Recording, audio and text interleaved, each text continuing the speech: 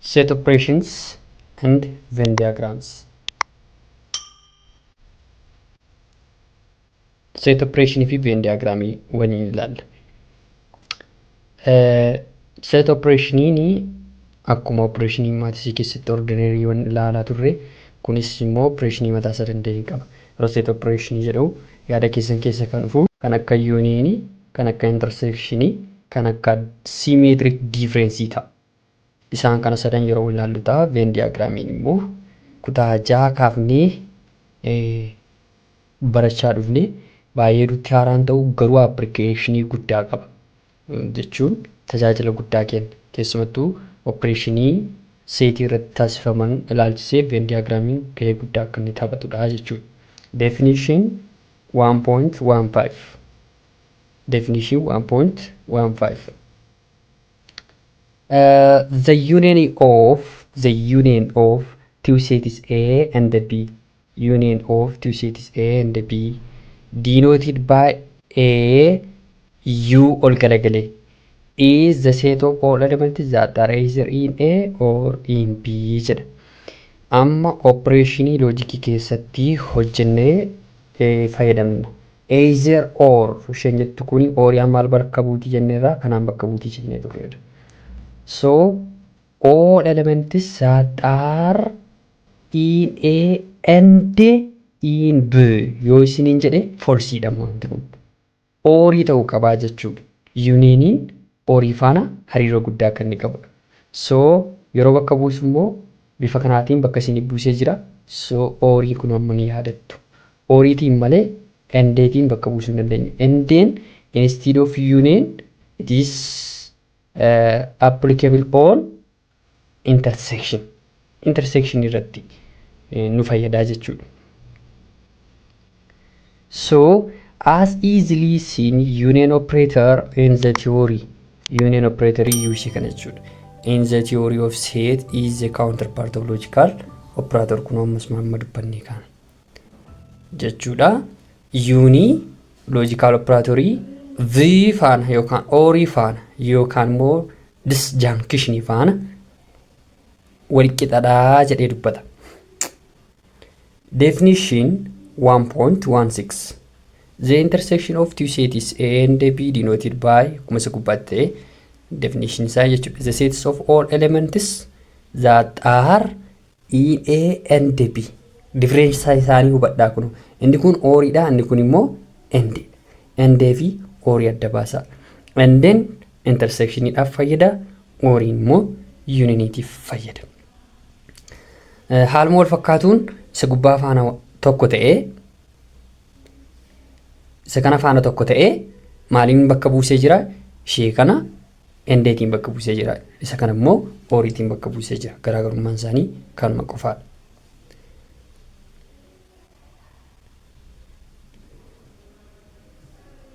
So logical operatorii endee faana or conjunctionii faana counterpartii akka inni ta'e intersectioniin immoo inni kun nutti dubbata jechuudha. Ishee kana yaadaan qabattanii yeroo dabarru exampleota itti otoo hin seeniin dura nootii kana ilaallu. Nootiin kun baay'ee barbaachistuudha. Two sets A and B are said to be disjoint sets if A intersection B is empty set jedha. Miseensonni A keessa jiran fi miseensonni B keessa jiran adda yoo ta'an yookaan immoo empty set yoo ta'an himni kun maal jedhama? Seetiiwwan kun maal jedhamu? Disjoint seetii jedhamu jedha. Fakkeenya fudhannee ilaallu. Fakkeenya mee seetiin A ni qixxaata miseensota kan akka 1 fi 2 qabaa jenna. B'n immoo ni qixxaata miseensota eenyu qabaa jennu 3 fi 4 qabaa jennu. So what's the A intersection B? A intersection B. A intersection B lakkoofsota wal fakkaataa barbaada as keessa. As tokko jira hin jiru. As 2 jira, as 2 jira hin jiru. Hin jiru waan ta'eedhaaf himni kun maal ta'a jechuudha? Empty set ta'a. So A intersection B yeroo isaan empty set ta'anitti maal jedhamu? disjoint set jedhamu jechuudha. Kana jechuudha inni kun disjoint set jenna isa kana. Exampliin kun baay'ee salphaadha. Examplii ordinary kutaa majaa keessatti waliin barachaa turredha. Garuu wanti isin hubattanii darbuu qabdan A fi B nuuf kennee jiran fakkeenyaaf A 0 1 3 5 6 nu kennee jira. B immoo 1 2 3 4 6 7 nu kennee jira. Yeroo intersectionii barbaannu lakkoofsa wal fakkaataa akka ta'e beekna. Garuu yuuniyeenii keessatti lakkoofsa irra deddeebi'anii dhufan si'a lama barreessina. Fakkeenyaaf tokko asitti si'a lama deebi'ee dhufee jira.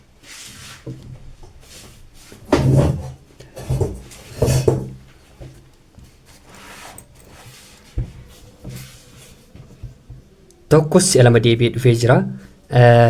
Lakkoofsi sadis si'a lama deebi'ee dhufee jira. Asittis jira waan ta'eef jechuudha. Yeroo A intersection yeroo A union B barreessinu kanaafuu A union B yeroo barreessinu 0 jennee tokko jenna. Malee tokko asis waan jiruuf tokko koomaa tokko hin jennu jechuudha.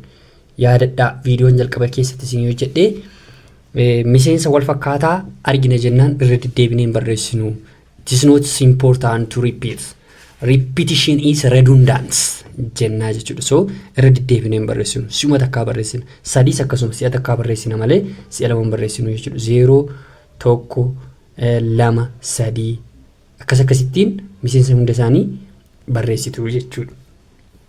Nuuf hojjetee jira kanaaf anisee kun asitti nuuf hojjetee jira. Intersection immoo lakkoofsa wal fakkaataa ta'an.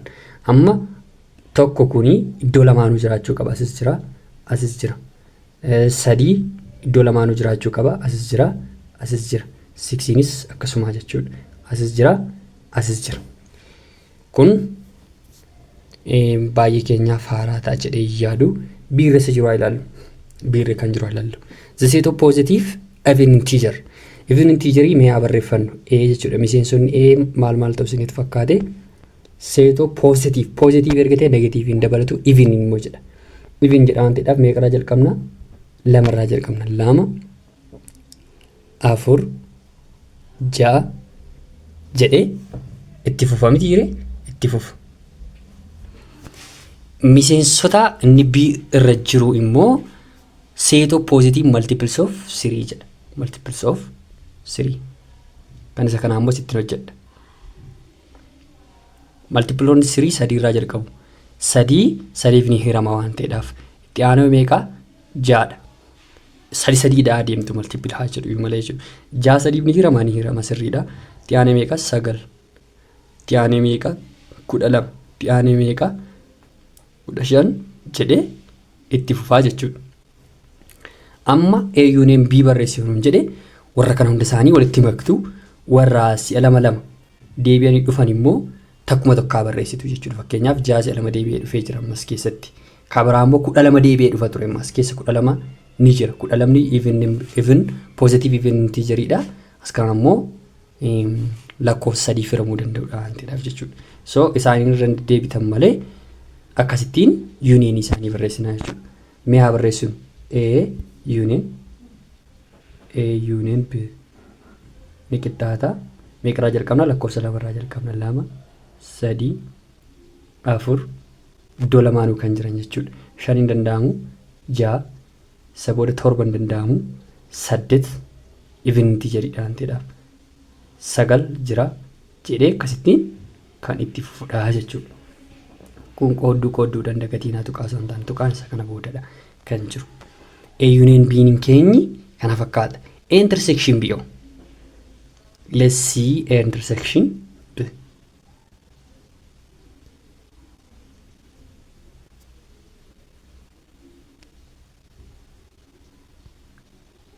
A intersection B. Ni yaadattu miti ree miseensota keenya kan akka A irra jiranii fi B irra jiran set of positive even integer ni yaadanna. So akkasitti barreessina. Even integer lamarraa jalqaba. Even integer lamarraa jalqaba garuu lamni sadiif hin hiramu. So lamarra dabarraa jechuudha. Lamarra dabarra. Sadii lamaan isaa keessa hin jiru. Inni immoo even integer miti waan ta'eedha. Itti aanee 4 hin jiru. 6 irraa jalqabaa jechuudha. 6 even integer sadiif hin hiramu. Itti aanee 8 yoo jenne 8 sadiif hin hiramu. 9 yoo jenne sagal immoo sadii firaa malee if integer miti jechuudha. Itti aanee meeqa 12. Itti aanee meeqa 15 hin danda'amu sababiin isaas if integer miti waan ta'eedhaaf 18 kana ta'a jechuudha. Intersection B ni karaa biraa lakkoofsota multiple of 6 ta'anidha. Multiples of 6 ta'anidha. Jaalala 12 laala 18 laala I mean kun itti fufa jechuu kooti. Dhaabbatee hin jiru kun. So lakkoofsonni kun jaaf kan hiraman hundi isaanii A intersection B ta'u. Nuuf kaa'ee jira kitaabni keenya illee akkuma ifaa ta'uudhaaf jedhee malee kunooti. Multiple of 6 kan ta'an positive ta'uu qabu barbaachisu wayii. Sababiin isaas positive odeessaa jira waan ta'eedhaaf jechuudha. Isaan kunoo kana.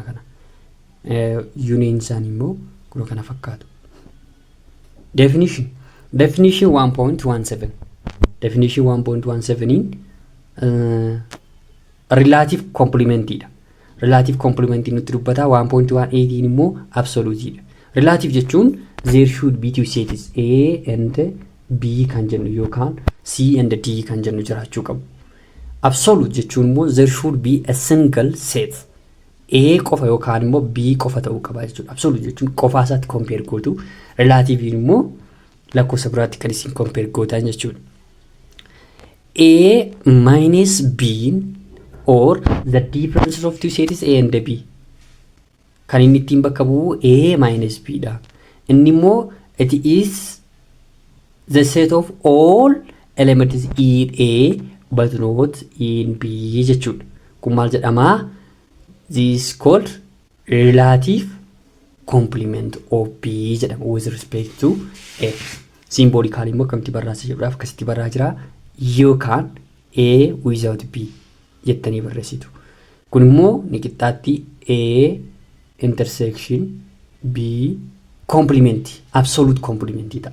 Kanaan booda gatiina godhattillee carraa laaluu qabaachuu hin dandeenye. Absolute immoo universal setiitti compare isa gootu. Akkamitti bakka bu'aasa jedhuun immoo A irra C keessu yookaan immoo A irra muraa keessu jechuudha. Kanaatiin akka inni bakka bu'uudha. So bifa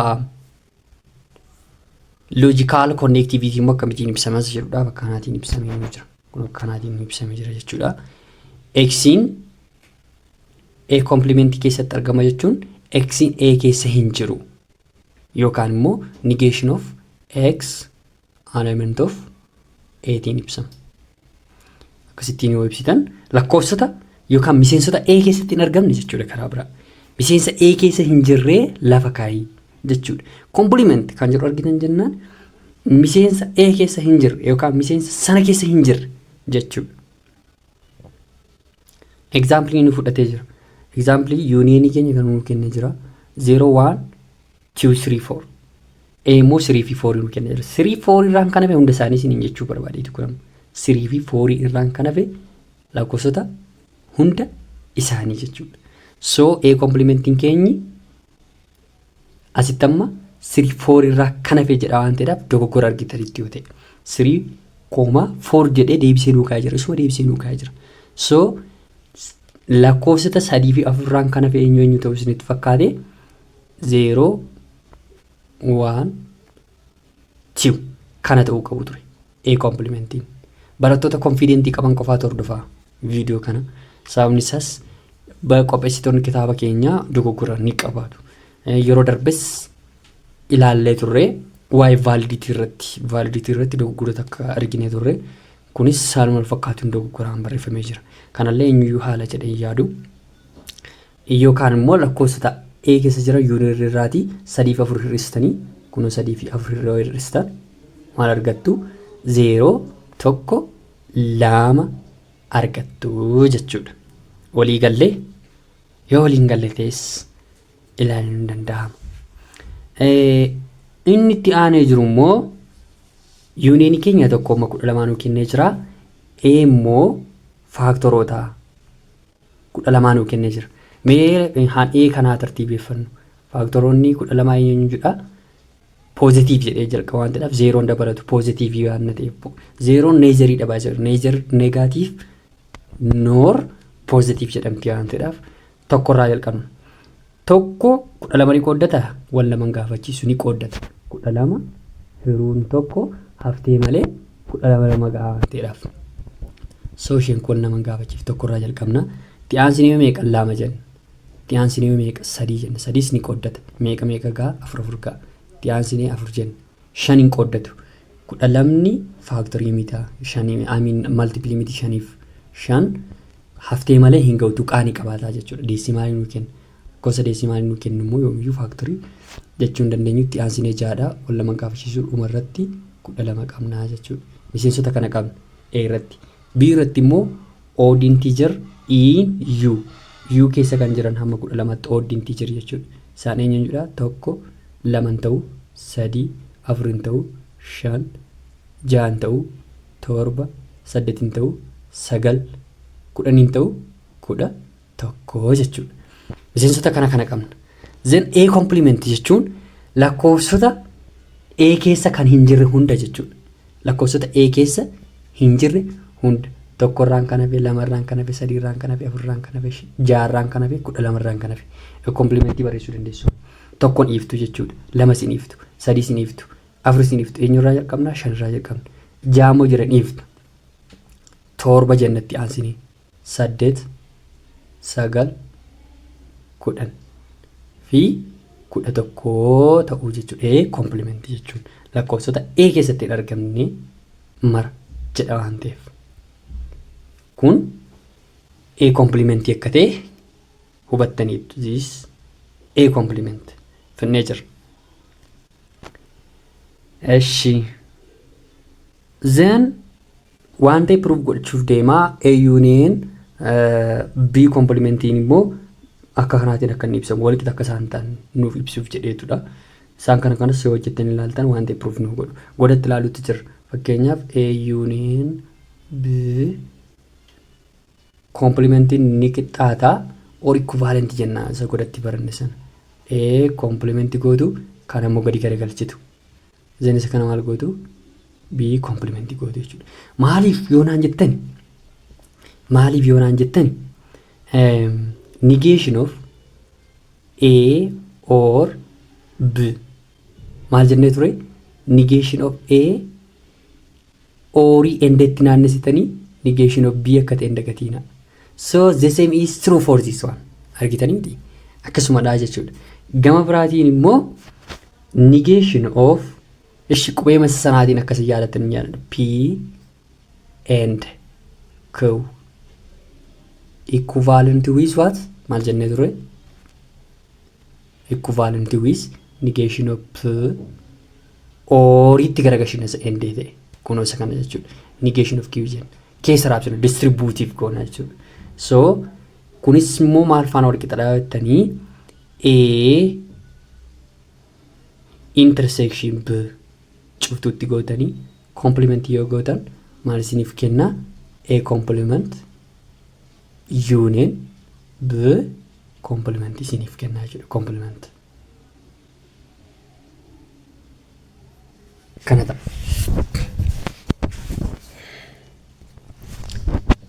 So warra kana yaadaan qabattanii warra kana keessaatii kamtu ikwaaliidha jedhee dubbata.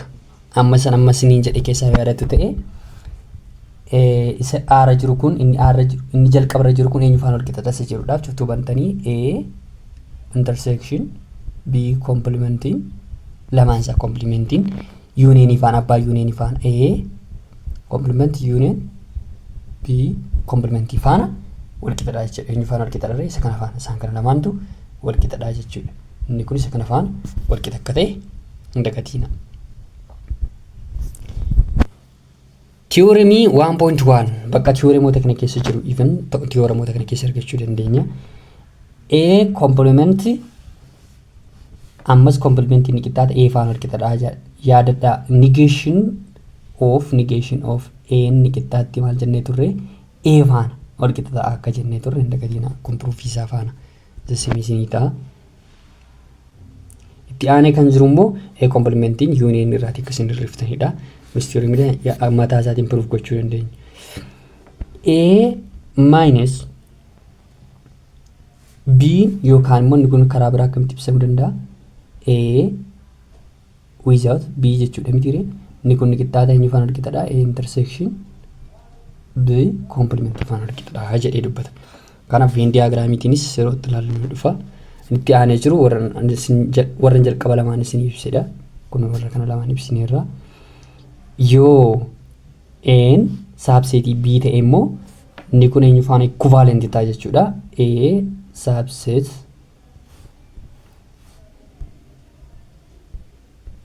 subset of b equivalent with b dha. b jalqabarra oolchitu. b equivalent with to a dha jechuudha. Amma ga symmetric difference kunuuf maal ilaallee turre? Hanga ammatti kan nuyi ilaalaa turre union ilaalaa turre intersection ilaalaa turre jechuudha. Kana lamaan ilaalleerra amma symmetric difference kunuufa shi wal ilaala. Symmetric difference immoo complementii wanti fayyadamne union kan goonu jechuudha. Kun isaan kan lamaan wal keessa akkasiin jalaan banne namoonni akka kootaa yoo jiraatan kun yeroo baay'ee hangam barsiisaa falmuutti geera. Disjointiidha isaan kun jedhe maal irraan fadhe isinitti fakkaata? a without b intersectionidha ture. Intersection b without n impiti setidha ture. So kun amma intersection itoo hin taane maalidha? Unionidha. Union yeroo ta'u immoo symmetricidha malee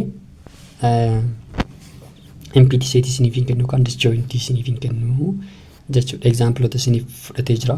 Exampleotitti kana ilaaluu dandeessu jechuun a without b hojjenneerra b without a jenneerra kana dura jechuudha. Isaan booda union walitti makuun immoo isin rakkisu. Kun badaayyuu qormaatarra hin dhufu. Bifa triikii qabuutiin isin dhufa gilgaalota keessatti kan waliin ilaalluun ta'a. Inni itti aanu immoo commutative rule lamaan isaa jechuudha. Union fi intersection irratti associative rule lamaan isaa irratti ammas itti aanu immoo distributivein lamaan isaanii each other walirratti akka isaan ta'anii jechuudha. Union intersection irratti distribute ta'a. Intersection immoo union irratti distribute akka inni ta'udha. Proof isaa barattoota naturalidhaaf rijireessa kan fayyadudha. Proof isaa hin dagatiina. Intersection maal faana equivalent gootu yookaan counterpart of nd gootu. Union immoo counterpart of eenyu gootu? Ori gootu jechuudha. Isaanuma kanatu fuudhamee qubeemaan wal jijjiirame malee they are counterparts to each other jechuudha. Inni itti aanee jiru Venn diagramidha. Venn diagramiin sarkiloota lamaa fi lamaa ol bakka isaatti intersect wal godhan yookaan immoo adda adda ta'an jechuudha. Hiika isaa inni nu ibsa jira. It is schematic or pictorial jechuun fakkii jechuudha. Pictorial representative of sets involved in the discussion.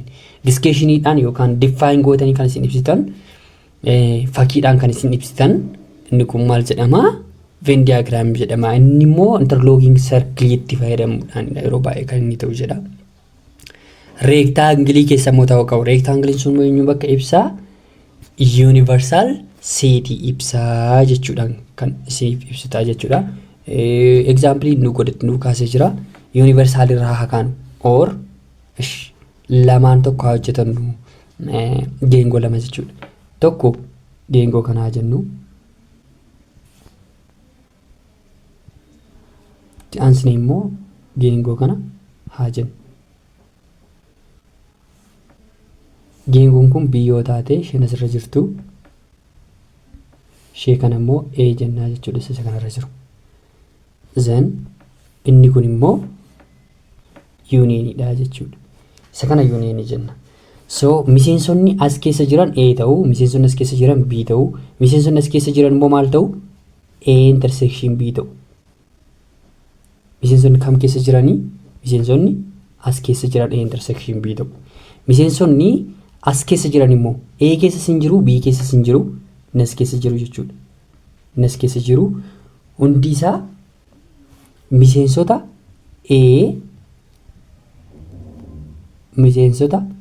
A union B komplimentiidha jechuudha. Duwwaa bakkee isaa jira waan ta'eedhaaf. Lamaan isaa A keessa hin jiru B keessa hin jiru waan ta'eedhaaf kana jechuudha. Isa goda keessatti ilaaluu hin dandeenya. Isaan kana sirriitti yoo qabattan baay'ee isin fayyadu jedhee nabdadha. Kun hundumtii nuuf kaa'ee jira. Examplotas nuuf fudhatee jira akka akkamittiin akka kaa'amu. Godaa kaafnee ilaalaa akka turredha kana kan natti dhagahamu.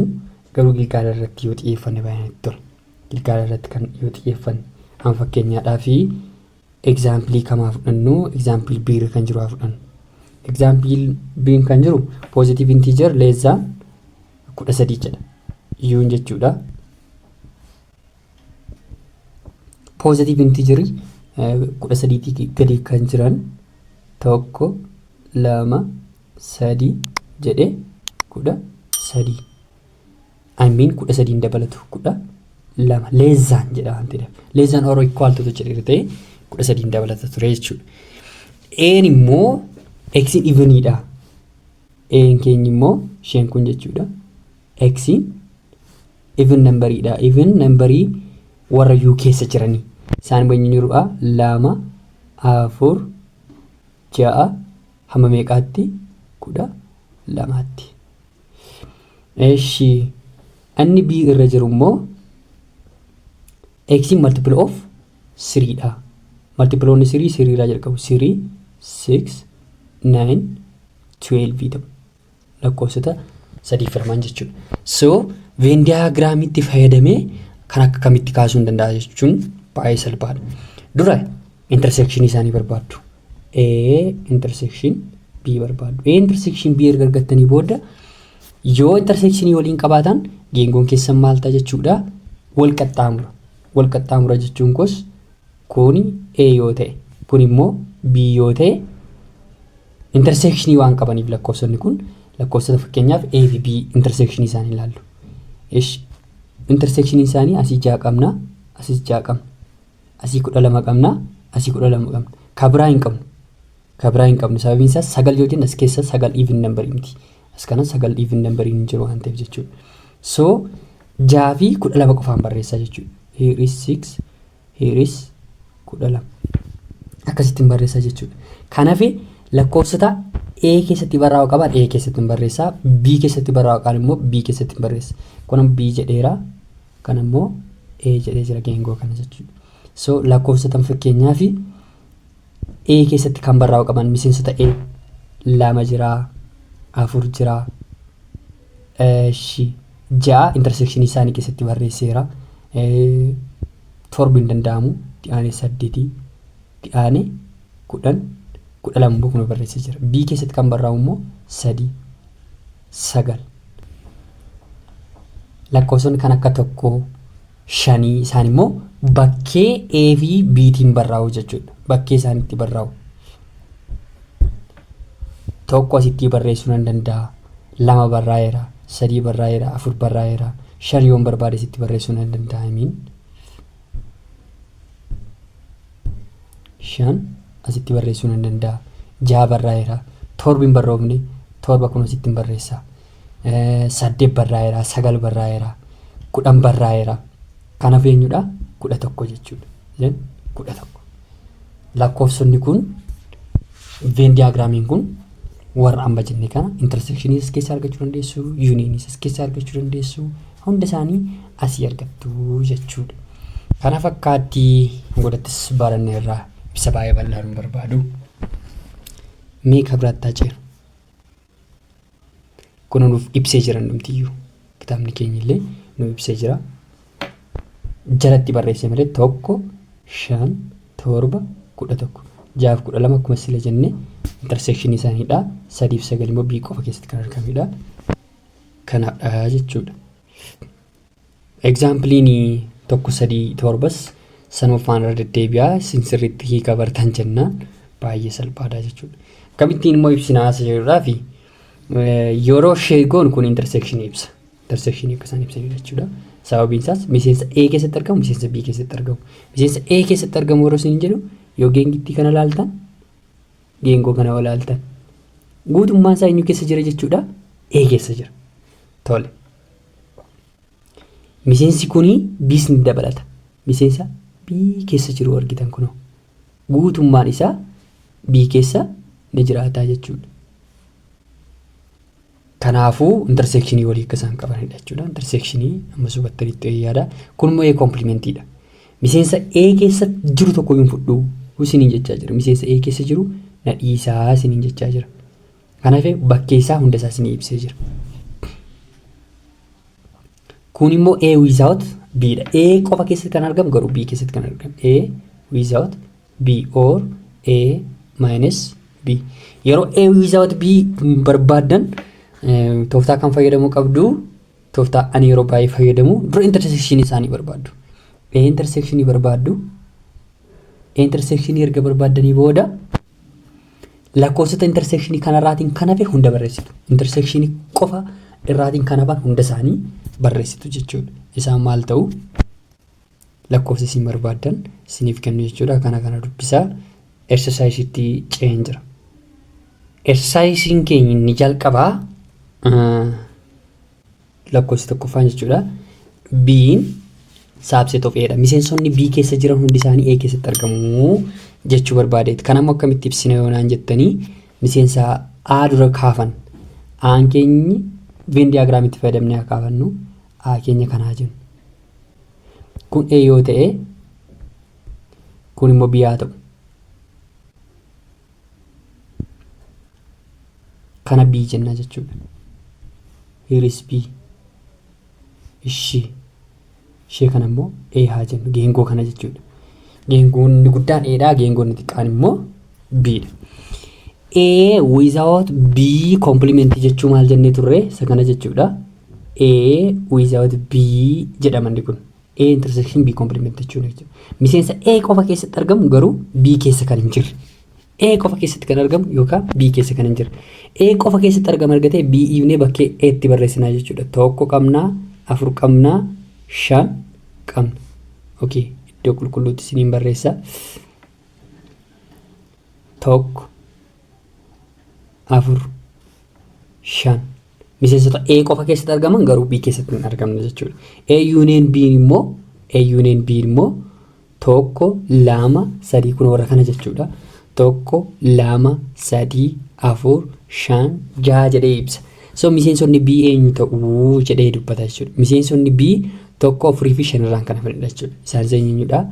2dha, 3dha, itti aanee 6dha jechuudha. Check gochuu dandeessu. Akkamitti immoo check gootu? A union B inni qixxaatti miseensa A ida'uu, miseensa B hir'isuu, A intersection B ta'uu isaanii battan jennaan ni hubattu. A intersection B keenya maal ta'a? B ta'a. Proof godha. A intersection B ni qixxaata B ta'a. Sababni isaas all elements of B are elements of A waan ta'aniif jechuudha. Kanaafuu miseensota kana B jechuu dandeessu. So B'tiin cancel yeroo godhu miseensi kun hundi isaa eenyu ta'a? A ta'a jechuudha. Miseensi kun hundi isaa eenyu ta'a? A ta'a. Inni lammataa miseensota A kana nu kenne, miseensota B kana nu kenne, miseensota C immoo X solve godhattu. Miseensota B X solve godhattu. Asitti solve yeroo godhattanii 3x is equals to minus 6. Then x is equals to minus 6 over 3, which is equals to minus 2. So minus 2 qabna tokko asitti jechuudha. Kabiraamuu qabna minus 3 qabna. Ishee kana solve yeroo godha minus 3 taati. Miseensota maaliitii kun? Miseensota C dha jechuudha. C is equals to minus 2 comma minus 3 qabna jechuudha. Tole. Then A union B barbaadi jedha. A union B jechuun kana lamaan walitti maktu. Amma immoo A union B union C kana waan walitti xaxaa'edha. Kun wal lamaan gaafa. Number 3, suppose U is the set of one digit numbers. One digit numbers yeroo jedhu kitaabni keenya kun redundant yeroo baay'ee arbitrary dubbata. Ishi one digit numberiin kuni integer dha moo natural number dha? Fakkeenyaaf intijerii yoo ta'e anam intijerii isinii fudheen ilaala. Intijeriin fudhan ammasitti. Zeen negatiiva 9 irraan ka'a. Negatiiva 8 jedha jedhee deemee asii 0 ga'a. Asii immoo 1 2 jedhee amma 9tti deemaa jechuudha. Kana ta'a. Kun maalidhaa? The set of one digit numbers dha. Een immoo kun union keenyadha. Een immoo x is even natural number less than or equal to 9 jedha. Evenidha. Even natural number or equal to jedhee ammasitti isin dogoggorsa. 9tti dabaluun qabdan even jedheennaan. Even isin jedhee jira waan ta'edha. So miseensonni A maal ta'u ree? Miseensonni A maal ta'u? Asitti isin barreessa. Even erga ta'e natural numberidha 0 dabalatu jechuudha kanaafu. So 2 irraa ka'a 2 3 danda'amu 4 5 danda'amu 6 7 danda'amu 8 9 danda'amu. Sababiin isaas 9 even miti waan ta'eef. Akkasidha jechuudha. So A complement ibs jedha. A complementiin keenya lakkoofsota kanarraatiin kan hafe hundi isaanii barreessitu warra union keessa jiran. A complement maal jennee turreerra union minus A jennee irraa waan ta'edha. Miseensota A jiran irraan kan hafe hundi isaanii union keessa kan jiran. Inni itti aanee jiru A intersection A complement. What does this mean? A without A jechuudha. Let's say maqaan koo F-tiin ka'a.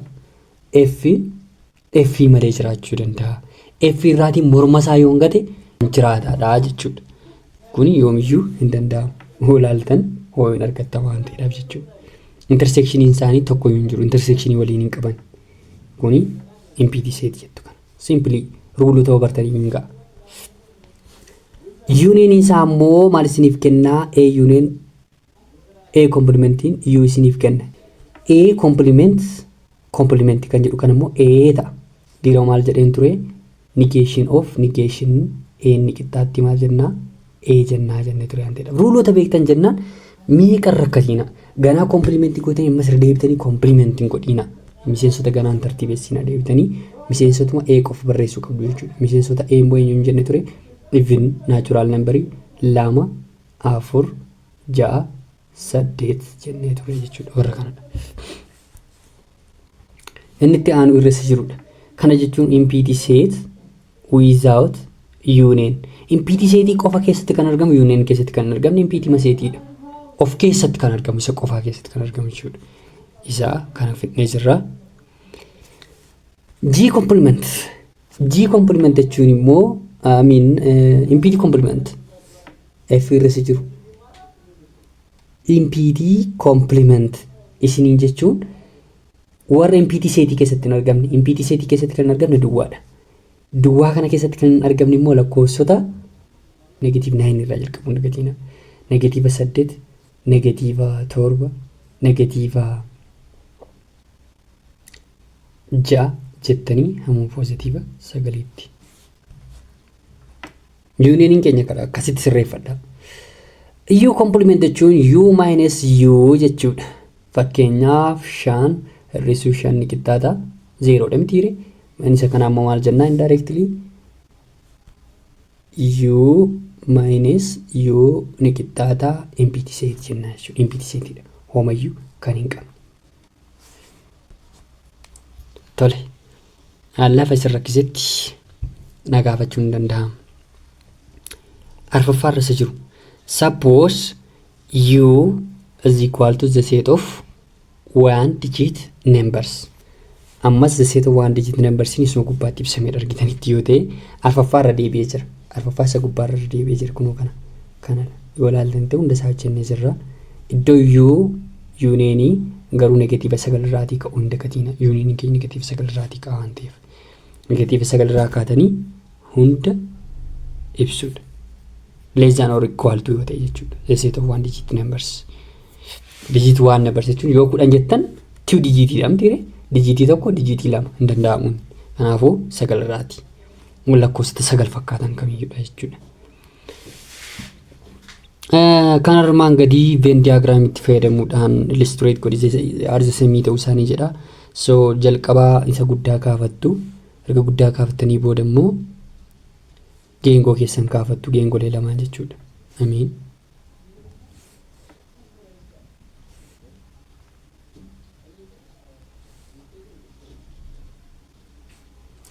Kana B jennaa, kana immoo A jennaa. A union B warra as keessa jiran hunda jechuudha. Warra as keessa jiran hunda isaanii A union B hunda isaa dhiibuu jechuudha. Isaan kanarraatiin kan hafe hunda jechuun immoo eenyu ta'a ree? Eenyu ta'a? Warra bakkee jiran hunda dibdu jechuudha. Warra bakkee jiran hunda dibna. Kana ta'a jechuudha. A union B complementii keenya inni lammatarra jiru akkanaatiin solve ta'a jechuudha. Kanaafuu warra akkasitti hojjettu. Jaaffaan dogoggoradha. Maaliif yoonaan jettanii miseensa B nuuf kennan jiru. Miseensa B impiti seetiidha moo eenyu naaf kenneera kan jedhu tokko yooma hin beeku.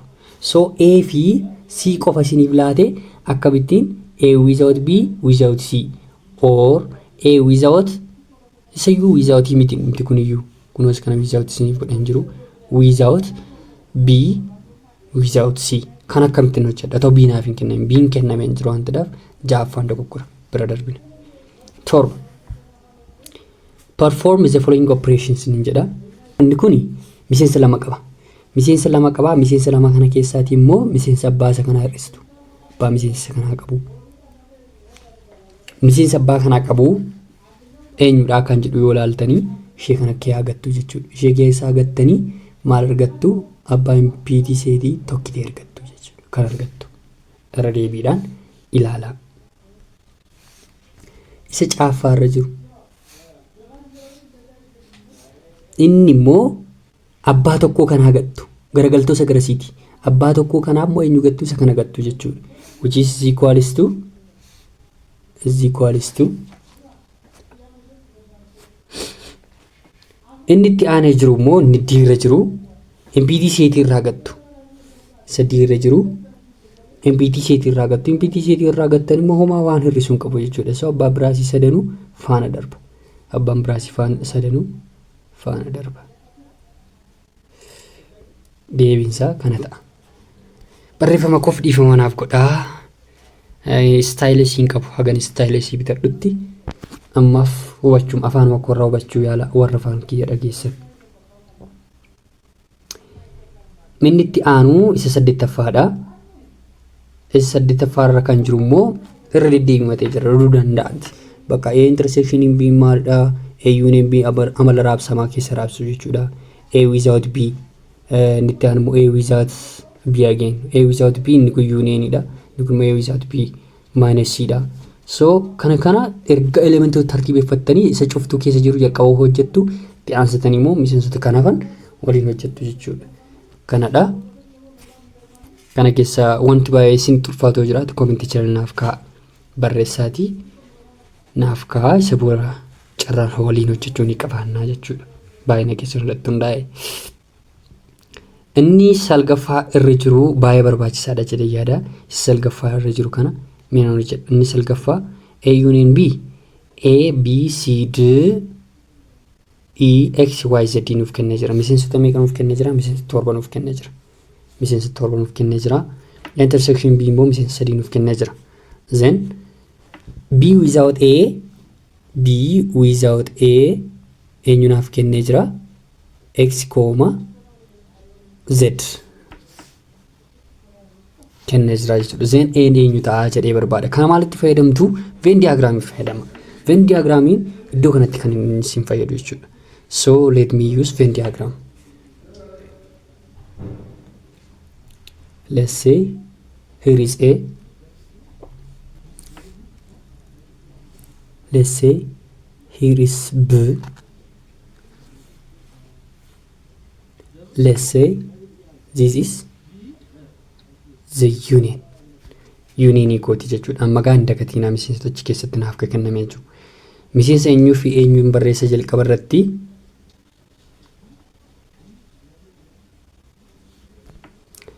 miseensa intersection jalqaba barreessuu hin dagatinaa. Isaanis eenyu turanii B dha, E dha,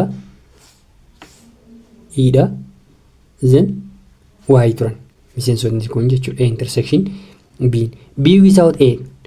B without A jechuun miseensa B qofa keessatti argamu jechuudha. Kana B jedha. Qubeessin jalaa dhagadhee jira. Kana immoo A jedha. Miseensa B qofa keessatti argaman X fi Z dha isin jechaa jira. X fi Z dha. Then A union B A B C D E X Y Z dha waan ta'eedhaa fi A union B keenya kamitti barreeffama? A union B ni qixxaatti A plus B minus A intersection B akka ta'e dhagatiin kana kutaa muuxannoo kutaa sagaliin qabu. Muuxannoo kutaa sagal keessatti jechuudha. Miseensota A keessa jira, miseensota B keessa jira jechuudha. Amma akkamiin godhaa isinitti fakkaate miseensa B keessa jiran hunda barreeffadheen jiru. Miseensota B keessa jiran as keessatti barreeffadheen jira kunoo isaan kana lama fayyadamee. Miseensota A immoo akkamitti barbaada reessoo A union B minus A plus A intersection B. Isheen kun pilaasiidhaan as dabartii waan ta'eef. A intersection B ta'a. Minus miseensota B immoo kee hangataa jechuudha. Yoo isiniif galeera ta'e. Kanaafuu miseensonni kun eenyu ta'uu yoo anaan jettanii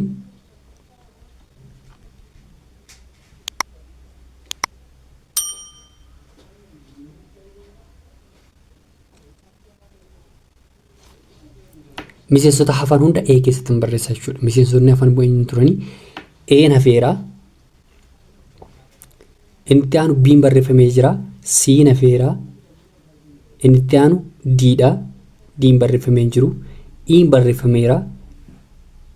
X barreeffameera. Y barreeffameera. Haaluma wal fakkaatuun A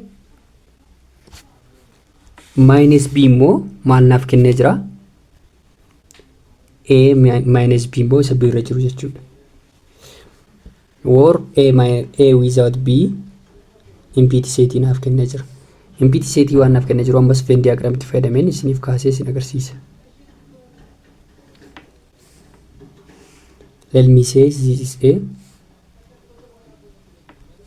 this is B.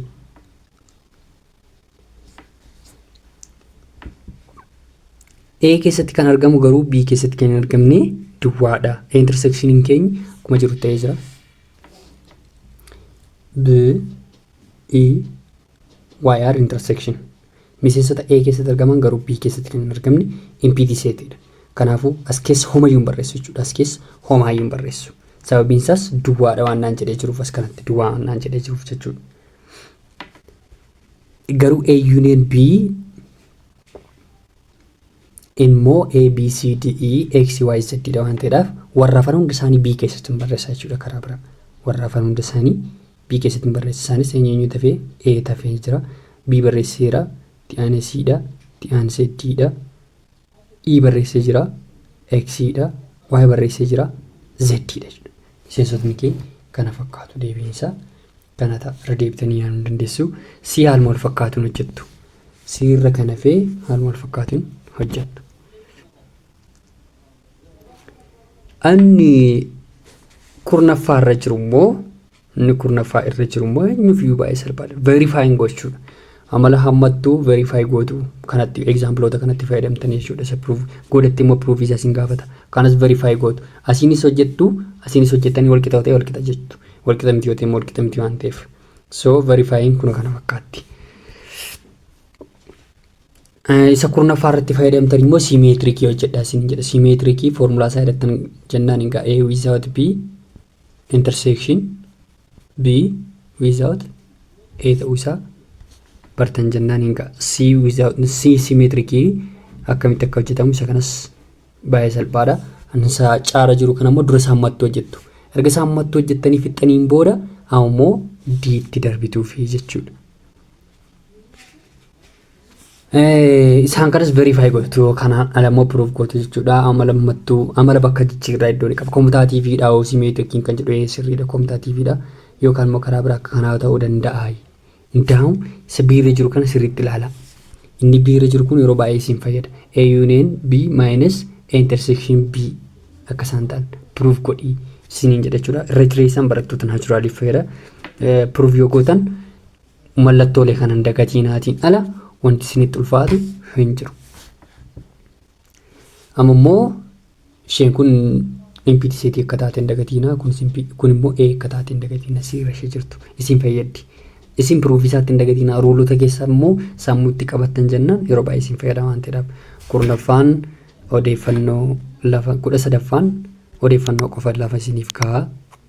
Waan hordoftaniif galatoomaa. Gaaffii yoo qabaattan yoo kanaan yaada yoo qabaattan nuuf ka'a. Itti fufu.